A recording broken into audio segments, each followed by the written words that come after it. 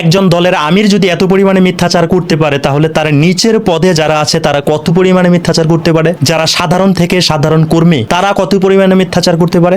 আমি বলছি জামাতে ইসলাম নামক সেই সংগঠনের প্রধান আমির ডক্টর শফিকুর রহমান সাহেবের কথা। ডক্টর শফিকুর রহমান সাহেবের বয়স হয়ে গিয়েছে, মুরব্বী হয়ে গিয়েছে, দাড়িগুলো সাদা হয়ে গিয়েছে পেকে, তার ভুরুগুলো পেকে গিয়েছে, তার পোশাকটাও সাদা। এমন একটা সম্মানিত মুরব্বী, আবার ইসলামিক দল তাদেরকে দাবি করছে, সেই সংগঠনের প্রধান আমির ডক্টর শফিকুর রহমান সাহেব, তিনি যখন মিথ্যাচার করে, তিনি যখন ভুলভাল কথা বলে, সেগুলো সত্যিই খুব দুঃখজনক। তিনি যদি মিথ্যাচার করে, তিনার দলের, তিনার সংগঠনের যারা সাধারণ থেকে সাধারণ কর্মী আছে তারা কত পরিমাণে মিথ্যাচার করতে পারে? তারা কত পরিমাণে মুনাফিকি করতে পারে? জামাত ইসলাম নামক সেই সংগঠনের প্রধান আমির ডক্টর শফিকুর রহমান সাহেব বলেছেন, তার সংগঠন থেকে নাকি কোথাও বলা হয়নি তারা সংবিধান ছুঁড়ে ফেলে দিতে চায়। কিন্তু আমি আপনাদের সামনে আজকে প্রমাণ দেখাবো, তাদের সংগঠনের মনোনীত এমপি সাহেবরা সংসদের ভিতরে দাঁড়িয়ে বলেছে সংবিধান তারা ছুঁড়ে ফেলে দিতে চায়। যদি সুযোগ পায়, যদি তারা সময় পায়, সুযোগ পায়, তাহলে সেই সংবিধান ছুঁড়ে ফেলে দিতে চায়। এই কথা নাকি জামাতের পক্ষ হতে বলা হয়নি, ডক্টর শফিকুর রহমান সাহেব নিজে বলছে। অথচ এই কথা কিন্তু তাদের মনোনীত এমপি সাহেব বলেছে। আমার প্রাণপ্রিয় ভাই বন্ধুরা, আমি আপনাদের সামনে এই ভিডিওটি আগে প্লে করছি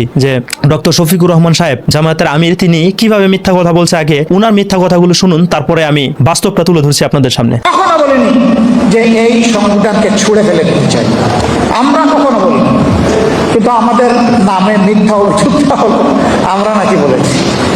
একবার চিন্তা ভাবনা করে দেখুন, তারা নাকি কখনো বলেনি এই সংবিধান তারা ছুঁড়ে ফেলে দিতে চায়। অবশ্যই তাদের মনোনীত এমপি সাহেবরা বলেছে এই সংবিধান তারা ছুঁড়ে ফেলে দিতে চায়। জামাত শিবির তো মিথ্যা কথার একটা গুডাউন, তারা তো মিথ্যাচার করা ছাড়া আর কোনো কিছু জানে না। তবে আমার আফসোস এটাই লাগছে যে একজন মুরব্বী মানুষ, একজন সম্মানিত মানুষ, একটা ইসলামিক দলের প্রধান আমির, সে যদি এইভাবে মিথ্যাচার করে, সে যদি এইভাবে মিথ্যা কথাগুলোকে বলে, সাধারণ থেকে সাধারণ মানুষগুলো তাহলে কত পরিমাণে মিথ্যা কথা বলতে পারে? আসুন এখন দেখার চেষ্টা করি জামাত ইসলাম নামক সেই সংগঠনের পক্ষ হতে এমপি সাহেব বলেছে কিনা তারা সংবিধান ছুঁড়ে ফেলে দিতে চায়। তাহলে এই ভিডিওটি দেখুন। আমরা সুযোগ পেলে এই সংবিধানকে আমরা ছুঁড়ে ফেলে দেব। সুযোগ ফেলেই তারা এই সংবিধানকে ছুঁড়ে ফেলে দেবে। এর মধ্যে আবার আরেকজনের বয়ানটা শুনেন।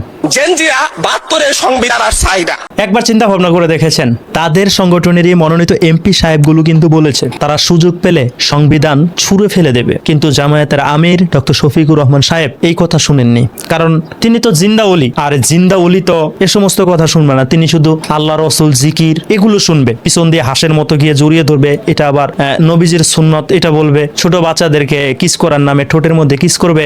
আমার মতো যারা যুবক আর কি, আধা বয়সের যুবক, এগুলো আর ঠোঁটে সুযোগ না পাওয়ার কারণে ঘাড়ের মধ্যে গিয়ে কিস করবে। তারপরে উনার মানে একটু আমার থেকে আর একটু বয়স্ক মানুষগুলোর নাকে নাকে এইভাবে ঘষা দেবে। এগুলো সে খুব ভালো পারবে, এটা করবে, আবার বলবে যে এটা প্রিয় নবীর সুন্নত। কিন্তু তার সংগঠন থেকে যে বলা হলো সংবিধান তারা ছুঁড়ে ফেলে দেবে সুযোগ পেলে, সেই কথা তাদের দলের পক্ষ হতে নাকি বলা হয়নি। একবার চিন্তা ভাবনা করে দেখুন, একজন দলের প্রধান আমির যদি এইভাবে মিথ্যাচার করে, এইভাবে মুনাফিকি করে, তাহলে তাদের সংগঠনের যারা কর্মী, যারা তারা নিচের পদে আছে, তারা কত পরিমাণে মিথ্যাচার করে। আর সেই মানুষগুলো যদি ইসলামী আন্দোলন বাংলাদেশের বিপক্ষে অবস্থান নেয়, যদি বলে ইসলামী আন্দোলন বাংলাদেশ কোন ইসলামিক সংগঠন না, আরো বিভিন্ন কথা যদি বলে, তাদের মুখের কথার কোনো মূল্যায়ন আছে? না, আমার প্রাণপ্রিয় ভাই বন্ধুরা, আপনারা লিখে জানাবেন, তাদের মুখের কথার কোনো মূল্যায়ন আছে? তাদের সংগঠনের প্রধান আমিরের কথার মধ্যে যদি সত্যতা না থাকে, মিথ্যাচার করে, সত্য লুকায়, তাহলে তাদের সংগঠনের যারা নিচের পদে আছে তাদের কি অবস্থা একবার চিন্তা ভাবনা করে দেখুন। হ্যাঁ, আপনারা জামাত শিবিরের অনেক ভাই বন্ধুরা আমাকে কমেন্টে লিখতে পারেন যে জামায়াতের আমির কি বলেছে। আরে ভাই, আমির বলেনি,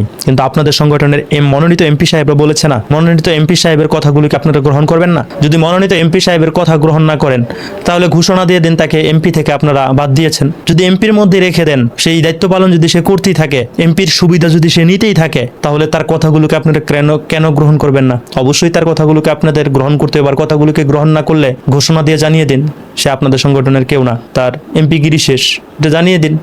তার এমপিগিরিও শেষ হবে না, তার মানে তাদের কথাগুলো আপনাদের সংগঠনের পক্ষ হতে বলা হয়েছে। এটা বলতে পারেন যে আপনাদের সংগঠনের আমির সাহেব বলেনি, তবে এখানে মিথ্যা কথা বলেছে, তাদের সংগঠন থেকে বলা হয়েছে সংবিধান তারা ছুঁড়ে ফেলে দিতে চায়। শুধু এই কথাটাই না, আরো অনেক কথাই বলেছে, যেমন জান্নাতের টিকিট সম্পর্কে অনেকেই যখন বলছিল, তখন কিন্তু ডক্টর শফিকুর রহমান সাহেব সংসদের ভিতরে বলেছিল। এই সম্পর্কে আমি একটি ভিডিও বানিয়েছি, আপনারা চাইলে সেটাও দেখে আসতে পারেন। জামাত ইসলাম নামক সেই সংগঠনের পক্ষ হতে ভোটকে কেন্দ্র করে কিন্তু বলা হয়েছিল যে তারা ভোটের বিনিময়ে জান্নাত দিচ্ছে, জান্নাতের বিনিময়ে ভোট দিলে জান্নাত পাবে, এমন কথা কিন্তু বলেছিল। কিন্তু ডক্টর শফিকুর রহমান সাহেব এটা জানে না।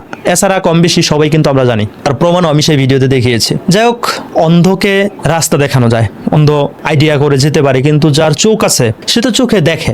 দেখেও যদি অন্ধের অভিনয় করে, তাকে কি আপনি কখনো রাস্তা দেখিয়ে রাস্তা চিনাতে পারবেন? পারবেন না। কারণ জামাত ইসলাম নামক সেই সংগঠনটা হচ্ছে অন্ধ সংগঠন, সত্যিকারের অন্ধ না, অন্ধ সেজে আছে। তাদেরকে আপনি যতই প্রমাণ দেখান, যতই দলিল দেখান, লাভ নাই। তাদের সংগঠনের বিপক্ষে গেলেই কমেন্টে এসে গালাগালি করবে। এটা তাদের সংগঠনের একটা বিশাল বড় আমল। আমার ভিডিওর কমেন্টেও এসে তারা অনেক বকাবাদ্য দেয়, তাতে আমার একটা পশমও ছেড়া যায় না। কারণ তারা বকা দেবে, বকাবাদ্য দিবে, গালাগালি করবে, অপপ্রচার করবে, মিথ্যাচার করবে। কারণ তাদের জন্মটাই তো হয়েছে এই মিথ্যাচার করতে, মুনাফিকি করতে, বকাবাদ্য দিতে। এছাড়া তারা আর কোনো কিছু জানে না, এটাই শিখেছে, এটাই করে। প্রাণপ্রিয় ভাই ও বন্ধুরা, তাদের এই মুখে যদি ইসলামী আন্দোলন বাংলাদেশের বিরোধিতা করে, এই কথাগুলো কি আদৌ গ্রহণযোগ্য?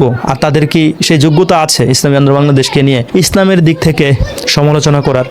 রাজনৈতিক সংগঠন হিসাবে তারা কথা বলতে পারে, সমালোচনা করতে পারে, কিন্তু ইসলামের দিক থেকে তারা সমালোচনা করার যোগ্যতা রাখে না। কারণ তারা কোনো ইসলামিক সংগঠন না, তাদের ভিতরে কোনো ইসলাম নাই। তারপরে কিছু মাথা মোটা ভাই ও বন্ধুরা জামাতের আমার কমেন্টে এসে বকাবাদ্য দিবেন, তাতে আমার একটা লম্বাও ছেড়ে যাবে না, কারণ আপনারা শিখেছেন বকা দিতে। সবার শেষে একটি কথাই বলবো, নিজের ইমান ও আমল যদি সুরক্ষায় রাখতে চান, ভালো যদি রাখতে চান, অন্ধ হয়ে জামাশিবি নামক সেই সংগঠনের মধ্যে জড়িয়ে থাকবেন না। বের হয়ে আসুন, একটু যাচাই বাছাই করে দেখুন জামাত ইসলাম নামক সেই সংগঠন থেকে সত্যিকারের ইসলামিক সংগঠন অন্য কোথাও আছে কিনা, সেটা দেখে যাচাই বাছাই করে সেই সংগঠনের মধ্যে আপনি যুক্ত হতে পারেন। আর তা না হলে আপনি কিন্তু গুমরা। যেমন আমি আরো 13 বছর আগে জামাত ইসলাম নামক সেই সংগঠন থেকে বের হয়ে এসেছি, আলহামদুলিল্লাহ। আমার মতো এমন অসংখ্য অগণিত মানুষ বের হয়ে এসেছে। প্রাণপ্রিয় ভাই বন্ধুরা, কমেন্টে লিখে আপনাদের মতামত জানিয়ে দিবেন। তাদের সংগঠনের পক্ষ হতে যদি ইসলামী আন্দোলন বাংলাদেশকে নিয়ে কোনো অপপ্রচার করে, কিংবা কোনো সমালোচনা করে, কিংবা কোনো কথা বলে, সেই কথা কি আদৌ গ্রহণযোগ্যতা পায় নাকি পায় না? কমেন্টে লিখে জানিয়ে দেবেন আপনাদের মূল্যবান মন্তব্য।